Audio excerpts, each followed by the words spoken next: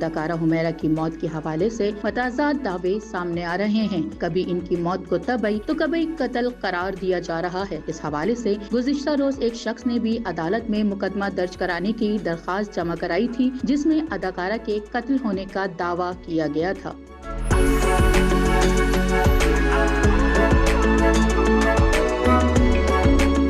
شاہ زیب سہیل نامی شہری نے درخواست میں موقف اختیار کیا کہ حمیرہ کے والدین کا اس سے قطع تعلق کرنا حیران کن بات ہے۔ شہری نے استدعا کی ہے کہ اس بہیمانہ موت پر اداکارہ کے اہل خانہ کو بھی شامل تفتیش کیا جائے۔ یہ طبعی موت نہیں بلکہ قتل ہے، جس کی تحقیقات کرائی جائیں۔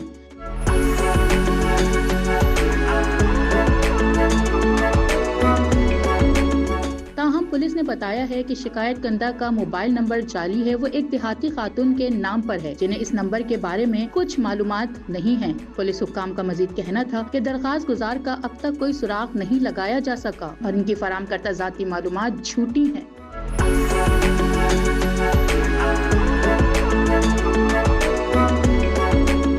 خیال رہے کہ پوسٹ مارٹم کی ابتدائی رپورٹ میں تاحال موت کی وجہ تعین نہیں ہو سکا، تاہم تشدد یا زہر دینے کے شواہد بھی نہیں ملے ہیں۔ اداکارہ حمیرہ اصغر کی لاش کراچی کے علاقے ڈیفینس سے ان کے فلیٹ سے ملی تھی، جہاں وہ 2018 سے کرائے پر اکیلی رہ رہی تھی۔